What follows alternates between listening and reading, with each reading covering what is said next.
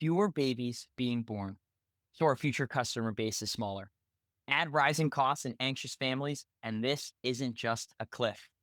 When money tightens, value gets audited, culture gets audited, staff performance gets audited, all while sloppiness and mediocrity gets expensive at warp speed. The camps that refuse to evolve won't collapse loudly. They'll erode quietly until the math catches up or a multi camp entity decides to add another infinity stone to their gauntlet. So, happy car ride to work. I'm Justin Pritikin at Liberty Lake Day Camp, and we're going to spend the next chunk of time talking to the Day Camp podcast hosts about what they've learned at a few of the last camp conferences they've attended pre-Tri-State regarding how it shapes the industry right now and what they're actually going to do at their camps to fend off the upcoming enrollment cliff. This is the Day Camp. Day Camp Pod. Yay! This is the Day Camp Pod from Go Camp Pro, bringing you the best ideas, strategies, and discussions in the day camp industry. You can find our show notes at daycamppodcast.com. The Day Camp Podcast is brought to you by CRS, Commercial Recreation Specialists, your go-to source for recreation solutions that will ensure that your camp thrives. Explore their website today at CRS4Rec. CRS is serious about fun. AM Skyer is the leading insurance and strategic partner for many of the finest camps in America. AM Skyer partners with camps to provide public relations, legal, medical, behavioral support, and more. Experience the AM Skyer difference. Learn more at amskyer.com. Let me tell you about CampMinder, the #1 camp database in the world. It has the most robust offerings of service features found anywhere. Every feature works together to create a full, seamless system that helps your camp office run more efficiently while giving your camp family state-of-the-art communication and financial tools. Check out the details at campminder.com. Welcome back to the Day Camp Podcast. I'm Andy Pritikin, Director of Liberty Lake in the Philly suburbs of New Jersey. I'm Sam Thompson from Crystal Lake Park District in Crystal Lake, Illinois. And I'm Jordana Grosinger. I'm the director at Camp Robin Hood in Ontario, Canada. And as you guys heard, we got Justin Pritikin back. Okay, so first thing I want to talk about is, can we just start, Andy? Can we just get, Let's dive right in. Let's dive right in. First thing, Jordana, you went to a couple sessions recently at some really great conferences. What was Sure did. an interesting one that stands out? Any of them? One of the awesome ones I went to was our friend Max Clayman did one on feedback, and it was all about teaching staff to receive feedback. I think we spent so much time teaching our middle managers how to give feedback, how to be on top of that, how we recommend them doing it, but not enough time teaching our frontline staff how to receive it, because I've noticed in the past couple of years, they really struggle on what to do with what they're being told. They take it too harshly or they don't listen at all. And I think we can spend some more time at training. And Max gave a really awesome framework on how to do that. Max is a smart guy. Mhm. Max, shout out Max. I'm a little jealous they made this point. This is a great point. This is something that I'm shocked we don't talk about already, because where I'm concerned mostly with our young staff is that they are a little, quote unquote, incapable than they previously have been able to be. And I think that's just because kids are so different and we haven't necessarily solved the code on that. And then we tell them to be great at that. And it's hard to then expect that. So in this, survival economy, it's hard to survive inefficiency, and how our staff react to correction is important. Andy, what are 2 tips you give middle managers on how to not have staff be defensive or ashamed or shut down when you give them feedback? Well, I would like to hear what Max says because anyway, I like setting the stage for them because many of them have never been in this situation before. So we usually do a session during staff training where we talk about it and we say, this is what's going to happen. And then we remind them the week of it happening again so that they understand what the dynamic is going to be like. And the fact that the people giving the feedback are often more uncomfortable about it than you taking it, by the way, and just get them into the headset so the expectation is not there. Because I think part of it is the shock aspect of it. I mean, I remember my first time being a teacher, my first year as a teacher, and the first time I got feedback, I was a little bit taken aback by it. I just wasn't, my head wasn't wrapped around it enough. So I think it's expectations of what it's going to be like and why we do it and that kind of thing. That's my setting the table.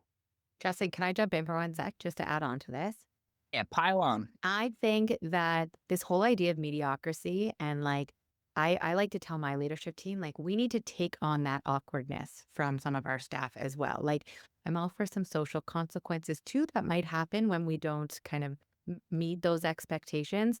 But it's all about that high expectations, high support piece. So really front loading as much as we can, like Andy's talking about, and Max talked about the different types of feedback. So informal, semi-formal, formal, right? All those different things, but not letting it be a surprise to people. I think saying this is what's expected, and then at a staff meeting say, hey, who got semi-formal feedback this week? Hands up, and kind of meeting them where they're at. So I think all that front loading really makes a difference.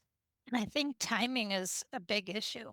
I mean, it's much easier to give feedback in the moment when it happens, so they understand what you're talking about than telling them, a couple days later, remember that time that you did this? Maybe you should have, if you can do it immediately, then it's not as scary as well.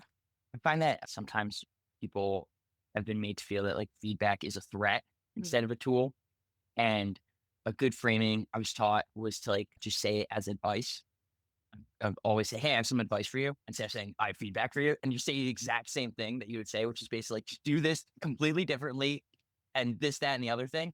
Because building feedback stamina takes time. And I like that like public display of like, let's all raise our hands at the staff meeting if we receive some form of feedback. And I guess like the performance anxiety compiled with like the loneliness paradox of like, there should be some real social implication if you're bad at your job, because we know everyone socially is struggling to fit in. And it should be cool if we raise our hands and say that we got feedback, and that should be something that we acknowledge. And I think that's a cool like place for a young adult to feel confident that they were coached in a weird way. Yeah. Sam, you went to a podcast, not a podcast. I keep thinking these are all podcasts the way you told me about them. You went to a session about behavior, kind of, sort of, senses. What was that like? Neurodiversity with Lydia Gartner. That was at Nationals. And, we've done that subject in many ways in many conferences, but she clarified so many things for me and put it in context, thinking about yourself. Do you like hugs? Do you like lots of blankets on you? What kinds of things are your receptors or whatever. So I found out I was a proprioceptor system. So that's the, impact. The most muscles are in your jaw. So I'm a gum chewer. I like hugs. I like the pressure. So that you have to figure out with your kids if they want that support or they don't, and how do they want it. One really good example she used was a cup. Some kids have little teeny sensory cups and you fill it really quick and they're going to lose it. And other kids have sensory cups that have a hole in it. So they want constant sensory input into what they're doing. So anyway, we can get that information from Lydia Gardner. She was amazing. All of it. Sam, what is going, and we can all answer this question. I don't want to answer this question. Andy's going to answer for we like, but what are families or kids going to experience differently because of like our better understanding of how, there's more diagnoses given out, especially within neurodiversity, and there's more undiagnosed dysregulation. And so we know this. So what's going to be different at our camps? Because I don't think this is a special population conversation anymore. I think this is an everyone kind of thing. And I don't think there's a margin for error if you're like, oh, well, our camp, we don't handle that. It's like, well, your camp's going to be out of business in a couple of years. That's Right. the real truth of the matter. So what's going to be different this summer? Absolutely. It's all of us. And, that was what this brought up more than anything, as we all have our input needs. So we do a disability awareness training during camp, but it's going to be different this year because we're going to figure out our own support system so that then we can spot it better in our kids. Because every kid, with or without a diagnosis, responds better to different support. And that's always been the way for camp. We just haven't named it that. We haven't looked at it in that framework before. And I think looking at it that way simplifies a lot of things for us. Our counselors should be trying to figure out what they need to do with each of their children to give them what they need. So, Yeah. I mean, the way that we've always talked about how to deal with kids with additional needs, right? It's not that much different than dealing with all kids, right? It's the same concepts. And Justin has done a lot of talking to our frontline staff over this fall and winter, and they all need supporting behaviors. It's a big thing. So, to answer that question from Liberty Lake that I asked you, Sam, I think that's the thing, is that we just have to get better at teaching how to manage behaviors for everybody, not just the people that deal with special populations, but for all kids. It's easier to be patient when you understand the child. Yeah. And I think there's been an evolution of, I know, our own inclusion program. And I think it does go back to kind of that enrollment cliff and kind of staying true to what you're saying and providing what you're promising on your website and in conversations with families and all those things. But an inclusion program back in the day was like kids with very identified needs. I think that was the view of a lot of those inclusion programs. But now if you say you're an inclusive place, which is the expectation of a lot of families, then you have to live up to that. And that can encompass these sensory profiles that Sam is describing. Like everybody has sensory needs, right? And so we're doing a lot of focusing this year on walking a mile in someone else's shoes for our staff and giving them a taste of what somebody with a variety of sensory needs might feel. Like, oh, you're sitting on the grass to get instructions for canoe. What might that feel like for some of our campers who may not have identified needs, but how are our staff going to be prepared to accommodate for that, right?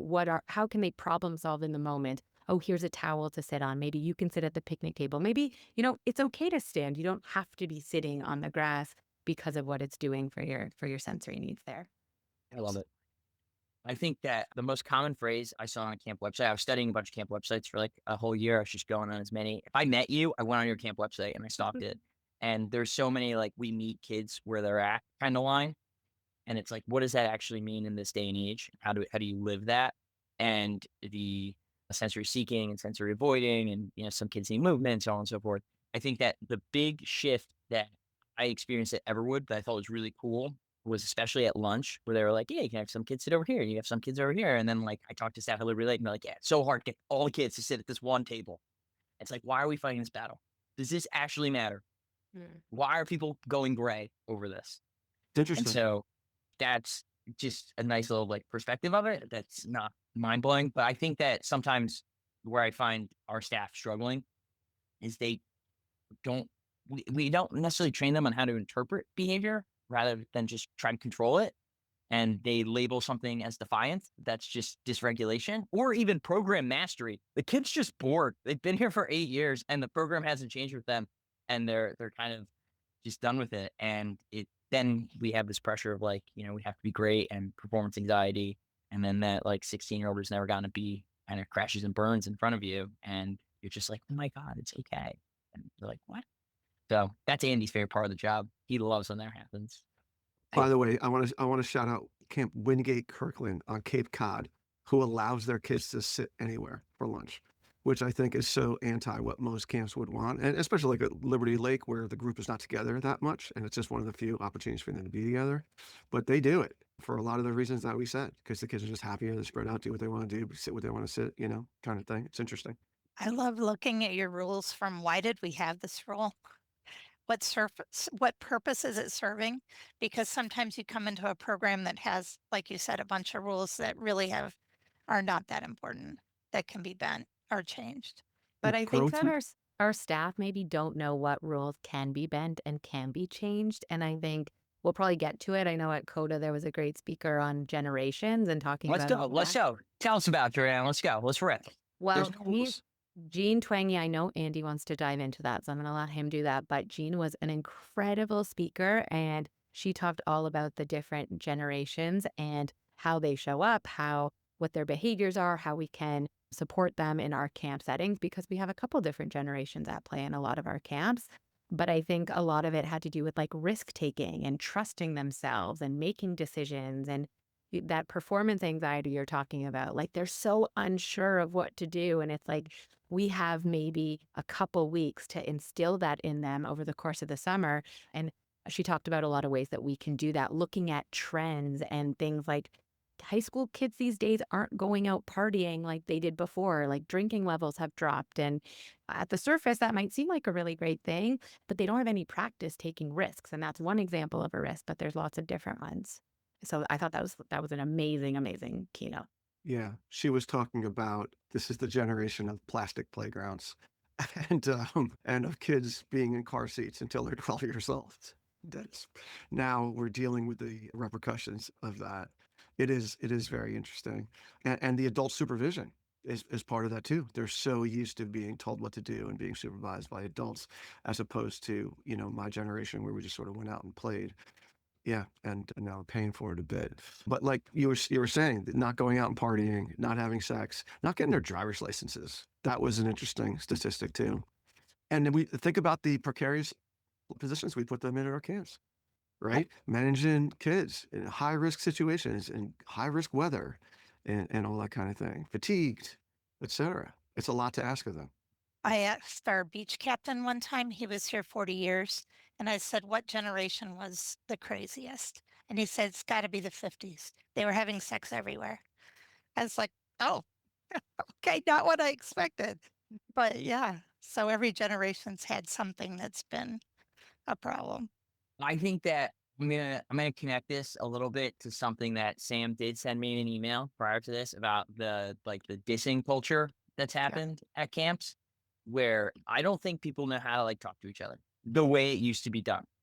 And if social media has taught us anything, is that social commerce comes, pardon my language, day camp pod listeners, from being an asshole. There's real social commerce in saying something mean to someone to generate a reaction or to get a lot of attention. And so there is a lot of sarcasm masking insecurity amongst camp staff and young people in general. And then put all these people in close proximity and hope that they become friends. And proximity does not equal connection in this day and age. It does not work that simply. And when I zoom out to training staff and even training middle managers on how to train staff, the thing that Andy and I spent so much time talking to people about in this preseason is what do you do on the third day of camp when there's this third grader who hasn't made any friends with the group? What advice do you give to the group leader? And asking division leaders this question and asking head counselors and asking group leaders who are, known as superstars at camp. And the short answer is people don't know the answer. People kind of just are yeah, well, then I gotta talk to them or no one's as crazy enough to say well, kids are kids and they'll figure it out. That they know is wrong. But no one, it's something that it's kind of like Riz. You can't teach it, it seems like, and trying to deconstruct that because I do look at a lot of people as these clean pieces of paper that need to know this. If a kid's gonna have fun, they need to have friends. I think it's that simple. I can't. And so it's how are we ensuring that when camper A comes to camp, they will leave with a 1, 2, 3 type of friend? And how are we training staff to prepare for that? So does anyone have any takes on that topic based on the fact that we know young people suck at connecting with each other? And now I- we're going to expect them to teach younger people on how to connect with each other? I feel too that that all of us now are so much more used to the sarcasm and the put downs that we don't even see them sometimes. So I don't know if it's becoming more, aware and pointing out, okay, yeah, that's trash talking when you're playing basketball, but that's not something you should be saying to somebody that you don't know. Try pointing that out. Michael's thing that he did on it was actually, he always breaks it down and he had really good steps to try to make it apparent to other people that it's actually happening. And that's not the mission of camp normally. Michael Brandwine, by the way. Yeah. That's for new listeners Sorry. out there. And did he say if it was more prevalent with boys versus girls? Because I tend to think it is. Justin, what do you think? I don't think gender plays a factor in this. I think Girls that are mean too. I think that people are pretending not to notice it because it's just so commonplace. They've just become blinded by it. But I also find that it's the fastest way. I mean, there's many people who've talked about this before, but the fastest way to get cool status is to put someone else down. And it's so easy to say, I can't believe he's wearing that shirt today. And there's so many versions of that for everyone to go, ha ha ha, you're so right. Yes. Yeah. I'm going to like this message in real time, basically.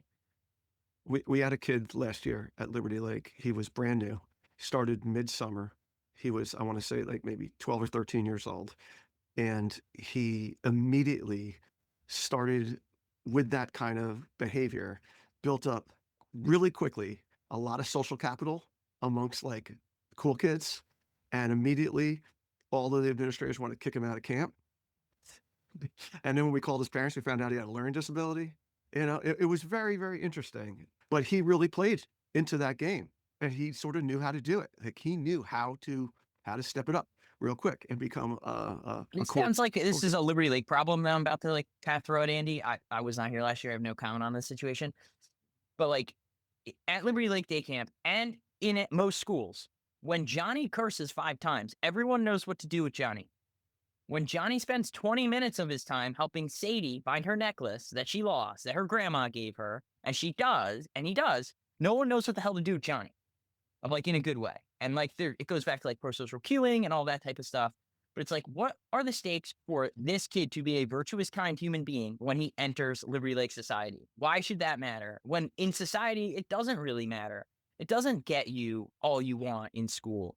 And then we come to camp and like say, we're going to give you a cotton ball with googly eyes on it. And you're going to care about that. You better have a strong culture, especially with this looming recession when that's going to get examined.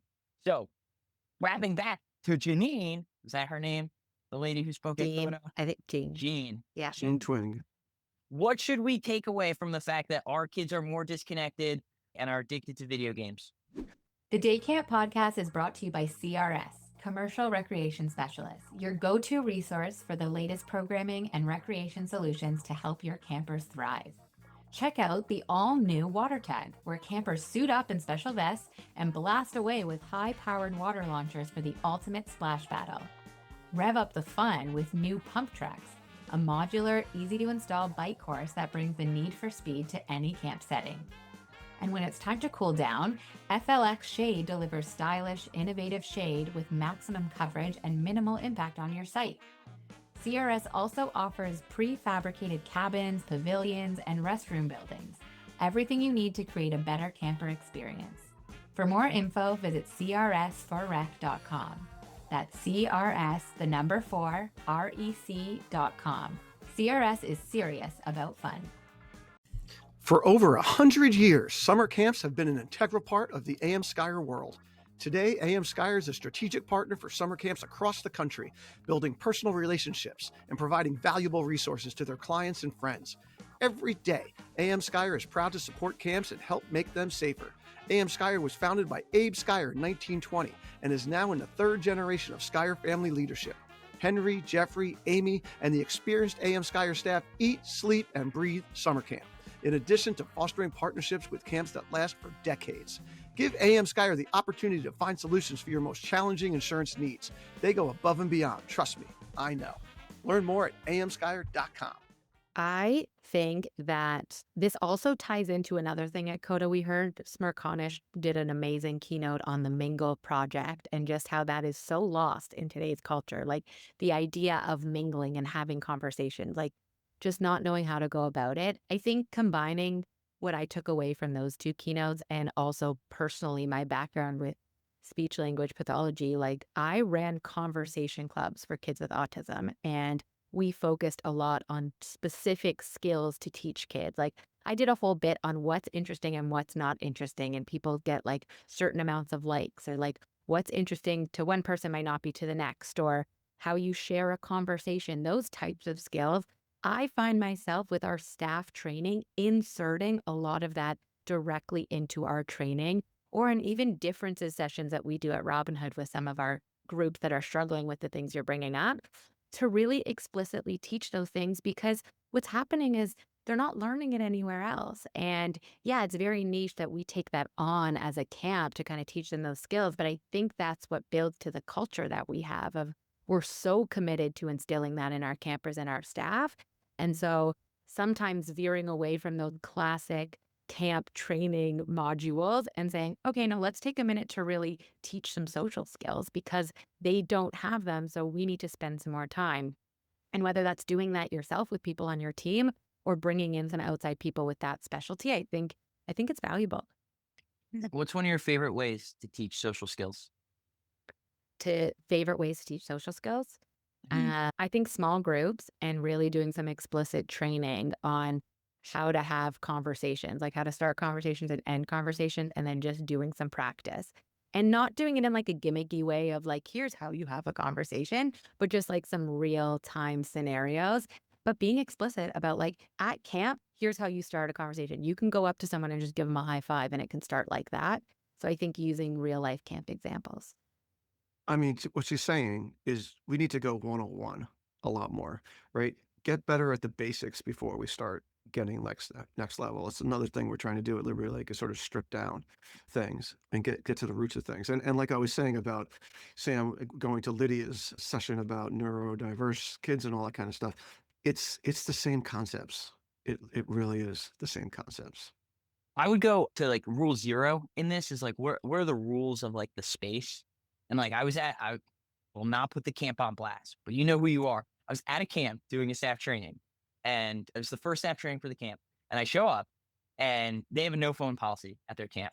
But I don't really know if people who are new at this new staff training know that about this camp yet, because they're new and like maybe they found out in the interview, but that could have been in like February, whatever. So they show up, and this one of the directors just starts screaming at the staff. She's like, "Why never phone? Why I don't know? Why I don't know?"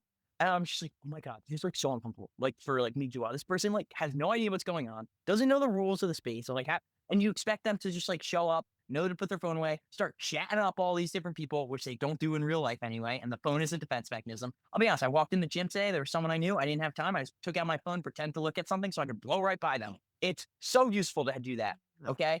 And it's like, and you just expect it to all work out. And it's like, you got to label that at the start and be like, hey, we're going to all put our phones down, send that last text to the person who's going to pick you up.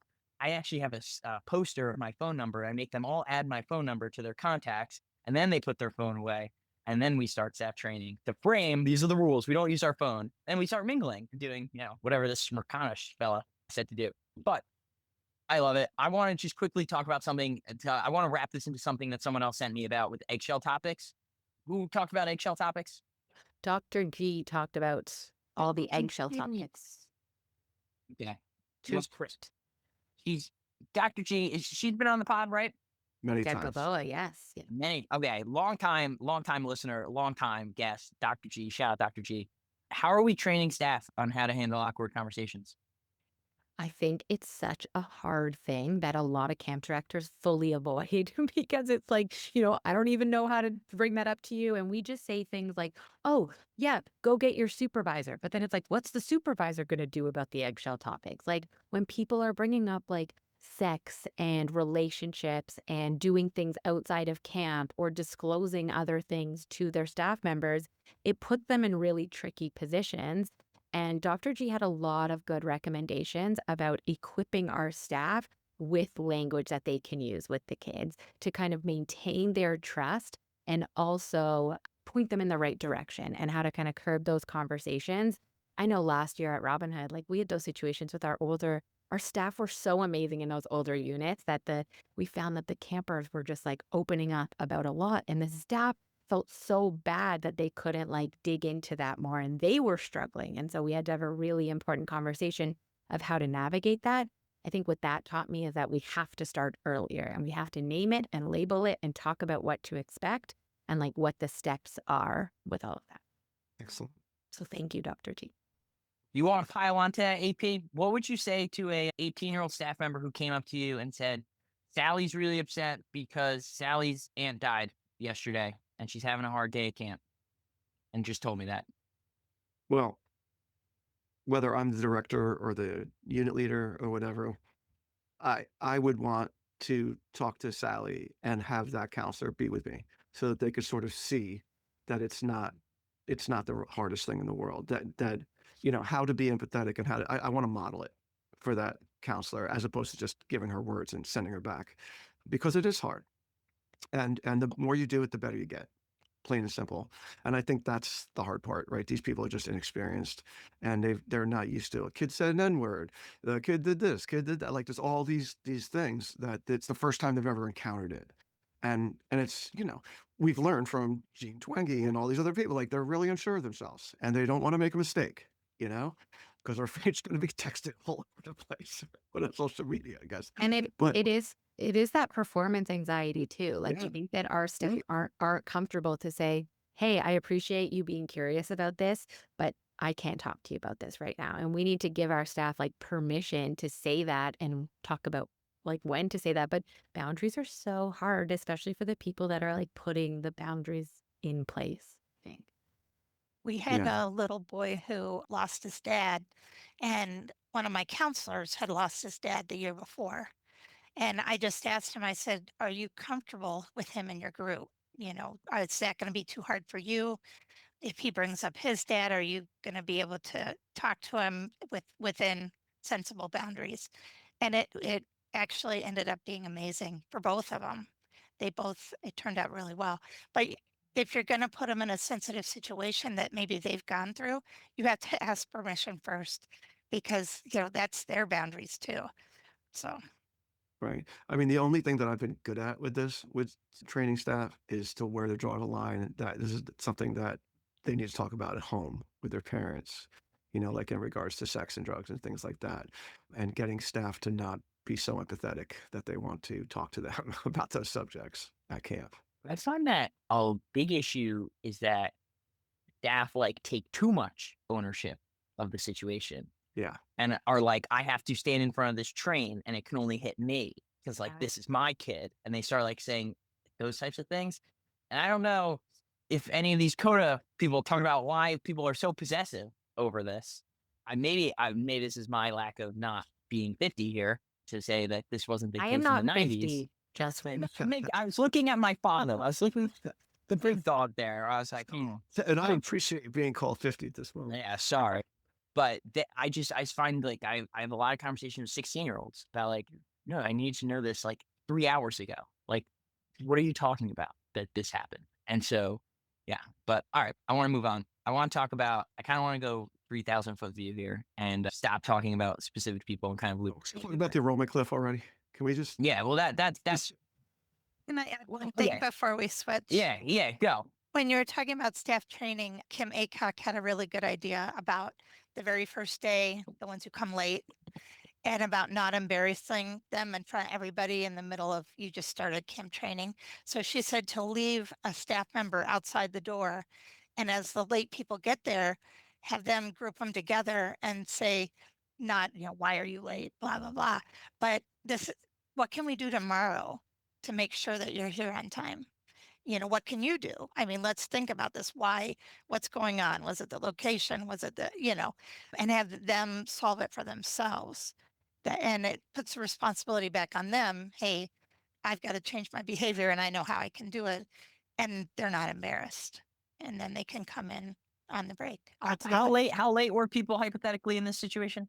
5 minutes to All right, yeah. There's no way at 10, Liberty Lake Day 15. Camp would I ever do something like that. That is like incredibly confrontational for no reason. And that person's probably already panicked on their first day of work about being stressed out, about being in staff training. I wouldn't go, Yeah. what are we going to do differently next time, Well, big dog? But she's doing it like not in the room, in a different, outside. That conversation with a 16-year-old on their first day of like, hey, now go sit down for 4 hours and listen to me. Yeah. Like Right. that is a lot. I disagree. And not because I'm just trying to be argumentative. That's just not my style. But most If people you- would call it out as they walk in the room and embarrass them right there. Well, That's those not cool old either. camp directors, yeah, but those old camp directors get off on being a jerk in a moment like that because you shouldn't do that. That's not Right. nice. That's not leading That's with definitely empathy. not cool. Yeah, that's just being a jerk. So I think you should fire him as an example at that point. Like, great opportunity.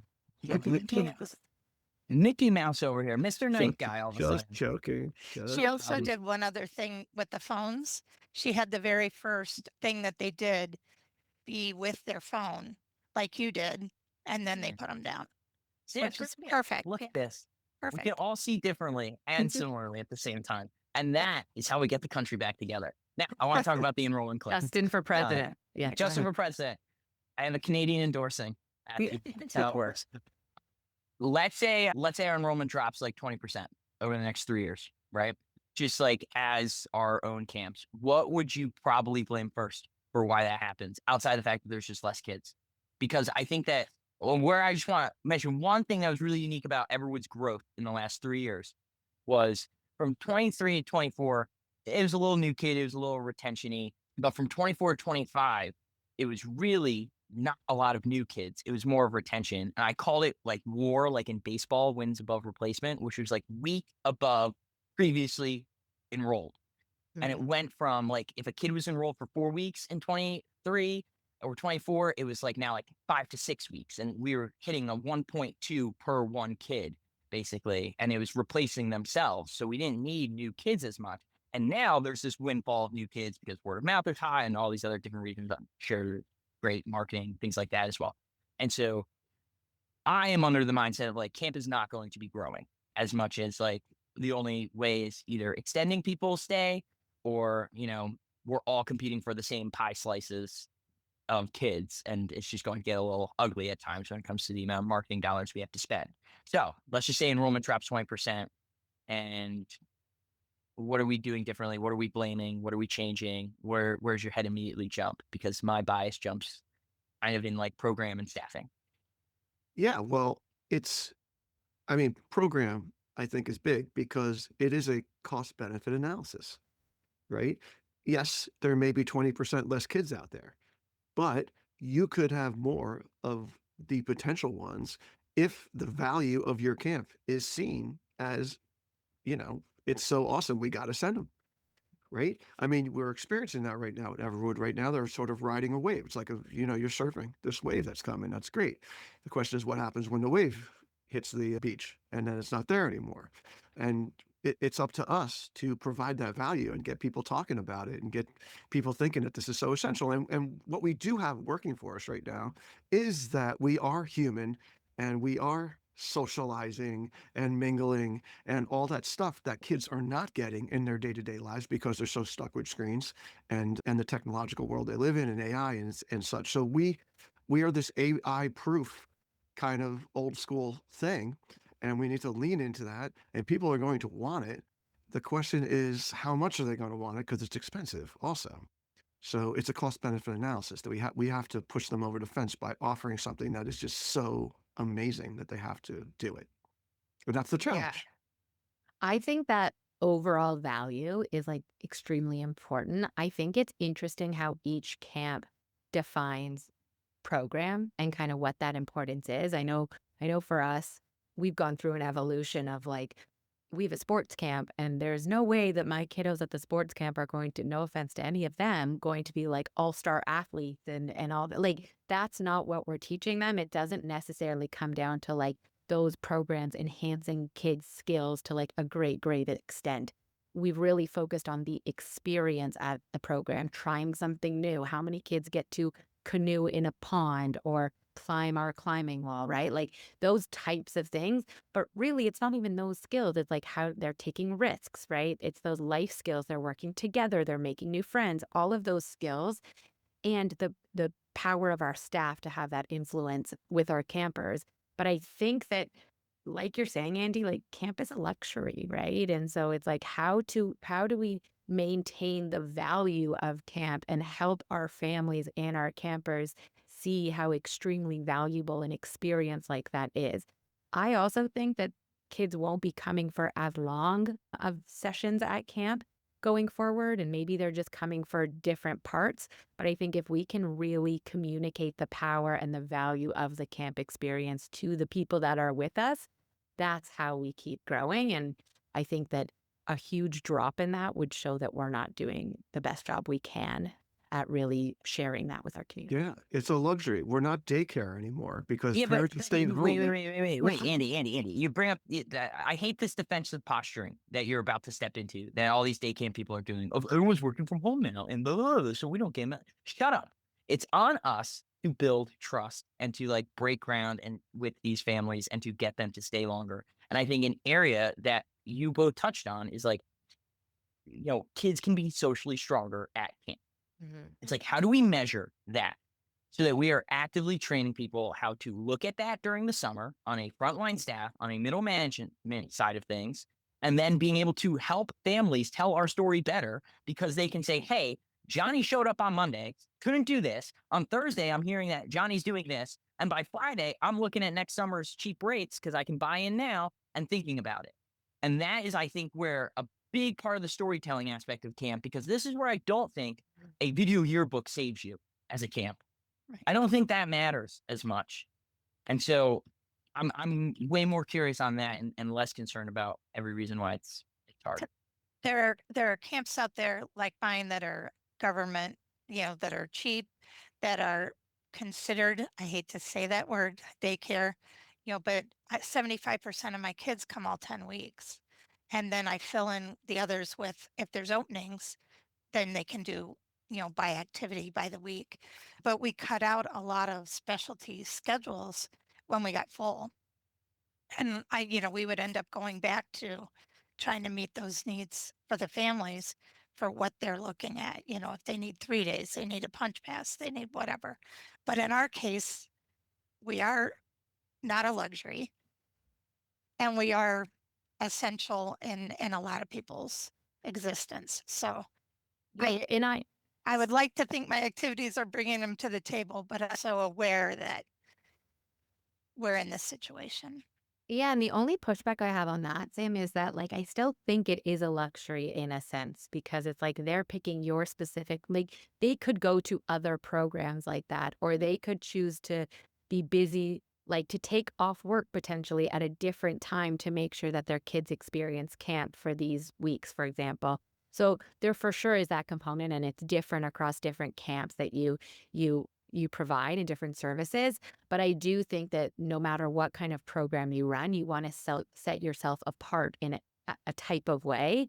And I think, Justin, your point about like helping to tell that story, the storytelling piece is so important. And I think some people are like, oh, it's just marketing. I could just do a blanket thing and that will cover the storytelling.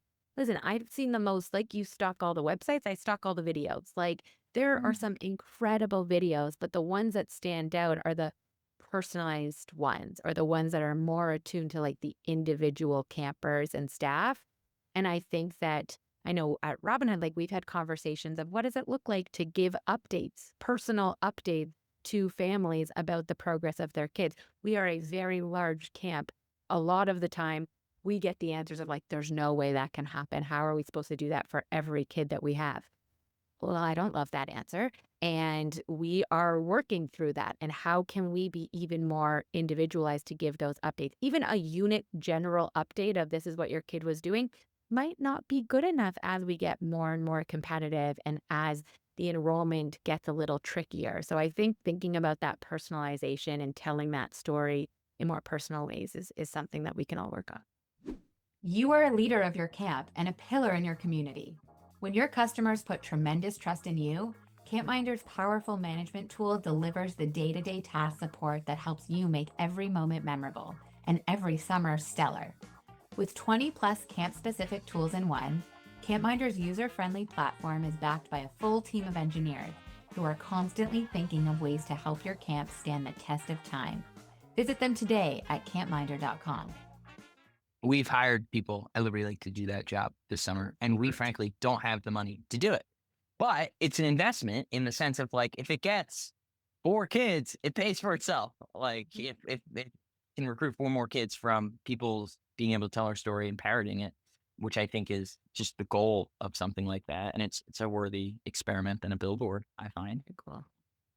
But I think that something that you touched on with like the video side of things, everyone, oh my God, it is like a nuclear arms race for content in the camp industry. And it all looks the same. They all look identical. And what I find in like a recession, and I've been like saying this for a while now with like a bunch of camp professionals, is there's like 2 types of businesses that survive. There's like the really high end version of things because the people with money are always going to be able to afford the thing that costs the most. And then there's like the low end version of something. And what gets squeezed in the middle is like your Chipotle and your like $22 a plate Italian restaurant that's like family owned in the town.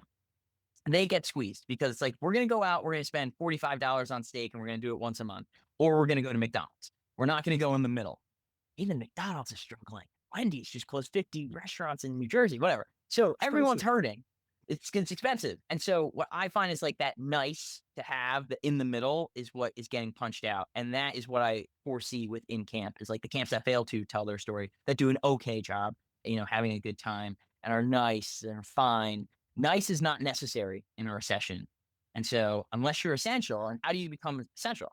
I find it to be in our line of work, social transformation. It's like, how do we train people who are struggling in society to then endow skills to younger kids to succeed in society? It just keeps coming back to that. So does anyone have any hot takes on what they could do? I mean, it's be better, Justin, you know, and don't rest on your laurels. But I know that's not specific, but you know, I think that there's a lot of programs that have just been doing things for a long time and running it back and just tweaking it, you know, and it's really looking at things. And you know, we spent a lot of time on this podcast talking about how kids are different, staff are different, all that kind of thing. Yet most places just are sort of doing the same thing they did, just a little bit different version of it from 25 years ago. So it's getting some young blood in there and figuring out what is really needed given the new, you know, audience and clientele that we have, It's and going to ratchet it up. resonate with them. And I think one of those things, Andy, that like has come to me is the relationships part. We talk about relationships like all the time, but like I talk with my friends who run overnight camps and they are going, it's a different market, right? And they're going to other places, other states, having like get-togethers with people from their community, doing that. I wonder if for the day camp community, if we think about adopting things like that to really have more opportunities to tell our story and what sets us apart and why it's important for their kids to come. I know, Andy, you're always doing tours on site and different things like that. Not all day camps do that. That's a very, in my mind, like overnight-esque kind of way to go about recruiting and marketing. And I think it's so smart. And I think it's something that gets overlooked in the day camp space often. And we're so good at relationships that it's like, let's do that. I think something else that comes to mind is when we had Rolling River Day Camp on and they talked about bringing people to their site. It's difficult for a lot of us. My site is not winterized, but it got me thinking about, can we winterize some spaces, because people want to have play dates on site. They want to come see what's going on. And that's kind of like a window that we can give people into the kind of experience that we're so proud to deliver. Yeah, I mean, a lot of that kind of stuff is, you know, I did when I was a startup camp, and you were trying to do everything. And then once you've achieved a level of success, then it's just like, okay, is the bang worth the buck? Is all the time that we have to spend being there all day and all like that for 3 people to come, is it worth it? You know, Do you not that's yearn that. for the mines? You don't yearn to like grind anymore? No, Justin, I'm working every freaking What's in weekend. the torch, Justin? What's in the torch? I'm busting his chops. But this is a real thing, Andy, is I think that there's a lot of people. I love everyone over the age of 40. I want to make that clear. I love you all. I love you all. And I've heard from young people, maybe at your camp, but also I've heard from yourself as well. It's hard to have gone through the recession of 07, grind your ass off. Then COVID happens. Once you finally get it back together, grind your ass off. And now there's an enrollment cliff again. Now you got to grind your ass off. And I get it. And this is war to some degree. And I think that we always talk about how collaborative camp is. And as an industry, we certainly are more than everything, but it's about to get very competitive. And it's like, what are you afraid to change? And why are you afraid to change it? It's going to be very apparent in a year if you didn't think it was good, because I don't think that there's a lot of time to be patient. And so I think I mean, he's a friend, so I don't feel as bad, like kind of throwing him on the bus here, but like Jack likes to post on LinkedIn and send long form emails to his families. I would never do that. That is not something that I think necessarily going to work, but he's taking a swing because he's trying to get more kids to camp. And it's like, you got to be doing something.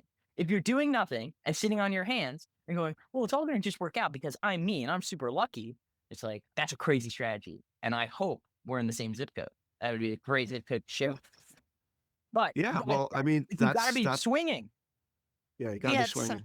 we had some good podcasts earlier this year with people that were talking about going into the school districts, building a relationship with their community and being visible everywhere to, get those new customers. So And I think it's so good. And thank you, Justin, for kind of illuminating that and hitting us over the head with just this reality check of like, don't stop swinging. Let's get after it. And I think, as a person that you don't hate over 40, I hate no one.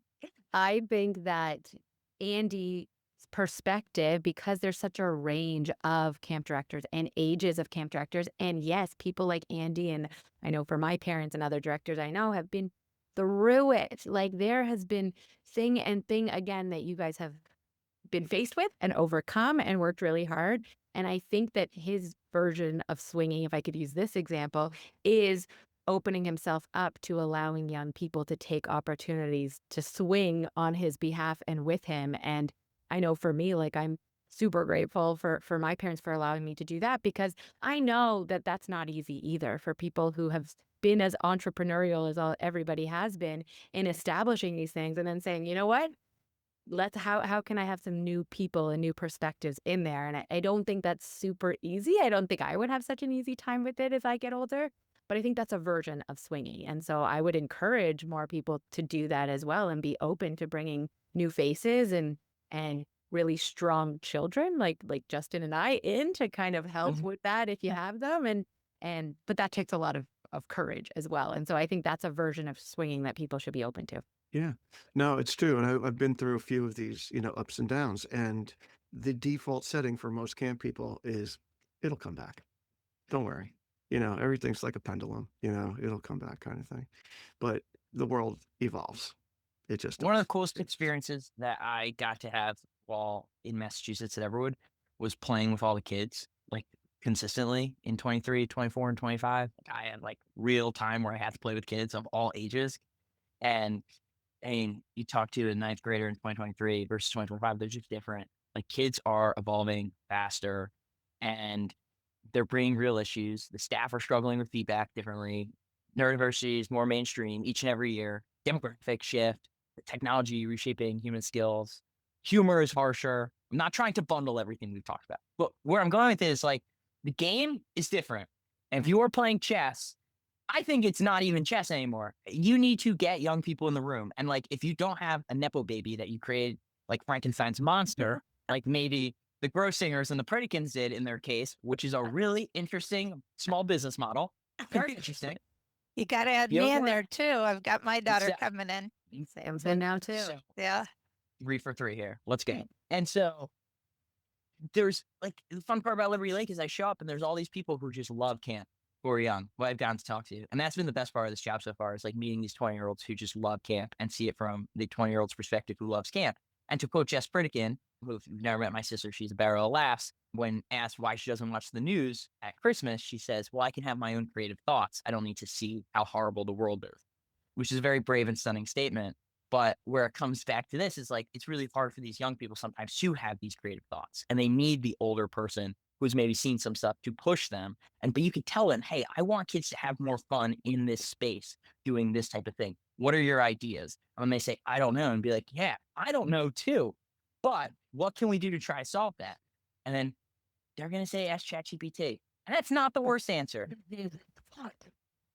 What young people I find to be incredibly motivated by is like an eat what you kill kind of model. And it's like, if you come up with 5 different ways to do this and you send it to me, I will pay you $20 instead of paying them hourly. I find it to be way more successful, because I don't know if this person at Coda talked about, but young people also can't really focus for that long. And so the hourly rate isn't always the best when you're telling them to be creative and they don't know how to be. So I recommend it's task-based, less, give them a certain amount of time. So, Andy, what advice do you have for camp professionals who are struggling with enrollment right now and have just been told that it's only going to get worse? To not think it's just going to get better. We're going to go through a patch coming up.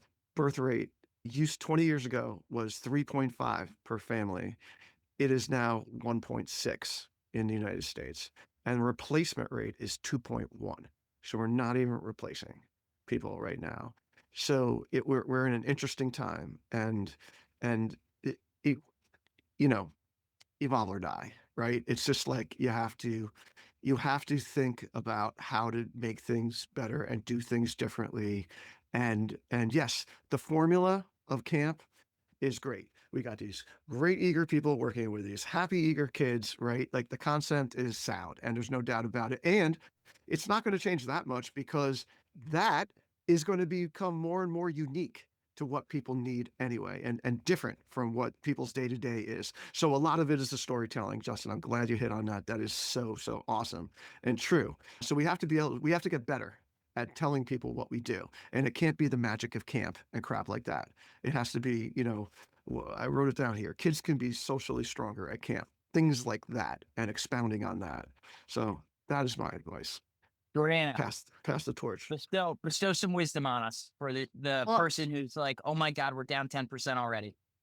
Yeah, I think it's scary. And so I always start with like, okay, take a breath, right? Like there's going to be so many ideas that come to you. And like even in this podcast, we've talked about a billion things and like there's going to be a lot you want to do.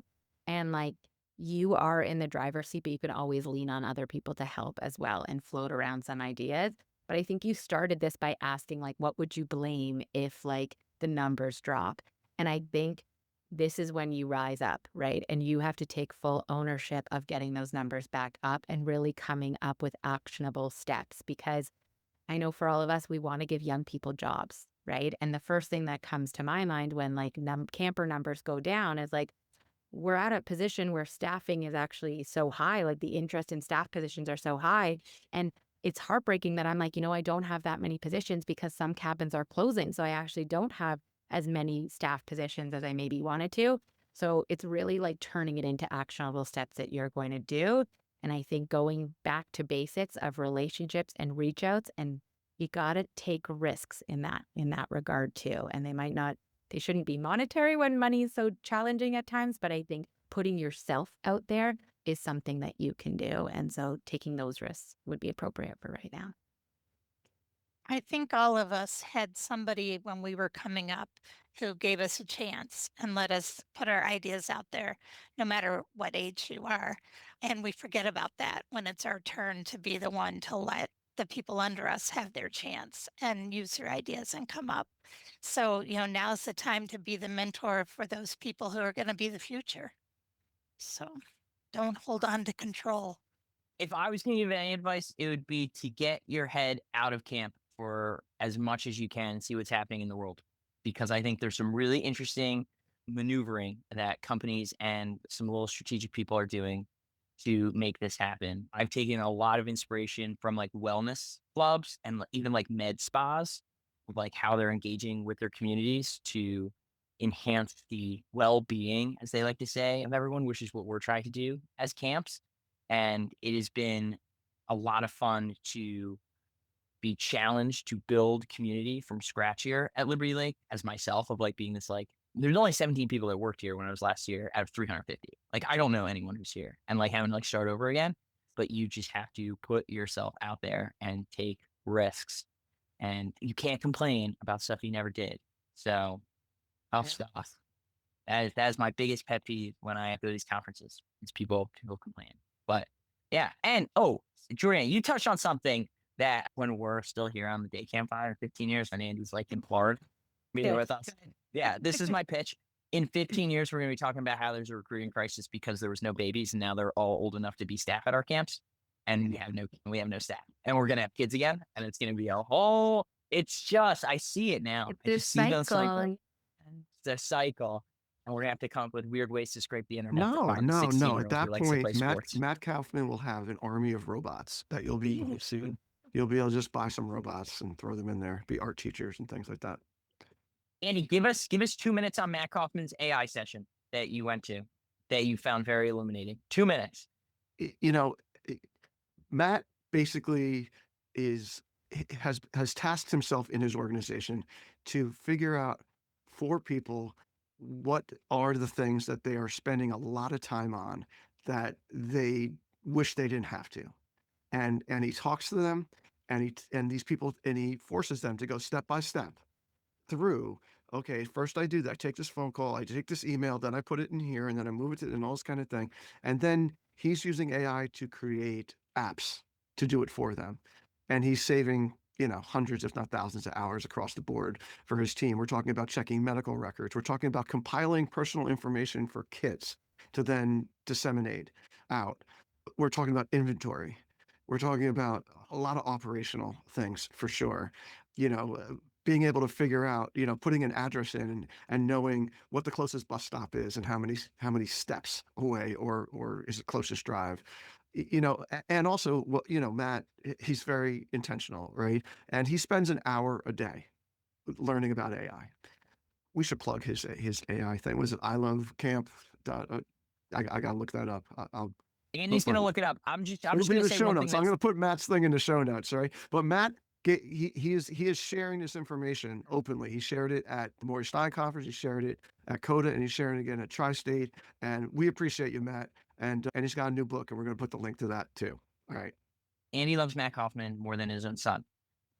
What he's not wrong about is like there's going to be layoffs at some point. And I hate to be the bringer of bad news here. One, it is cheaper to hire a 24-year-old who loves camp full time than typically is to hire someone who's older than 24. Shout out hiring young people, giving them their first job in the industry, and replacing people with AI is coming. I know another camp director who's having all of his staff build out like AI versions of themselves that they can manage, not to replace themselves, but like to automate so that they can focus on doing the things that only people can do more of and being more in touch with their community to get ahead of this curve. And so a lot of people doing some really creative things there, but it's moving at warp speed. So what you learn this month is updated in a year for sure. So time. And someone want to close this out. Someone want to make everyone feel a little bit better. Not that we said it on a Debbie Downer, but I said we're going to fire a bunch Listen, of people. Growth mindset. Okay. Growth mindset, baby. Right. We can always be better. That's why we listen to these things. And anybody that made it to the end of this hour on this podcast, they really give a crap. So shout out to those folks. All right. And I want to thank our Go Camp Pro team, Travis and Matt, and editor Rachel. I want to thank AM Skyer and Camp Miner Captivities and Commercial Recreation Specialists for allowing us to bring this podcast for you. And I want to thank our I could call him our guest host today, Justin Pritikin.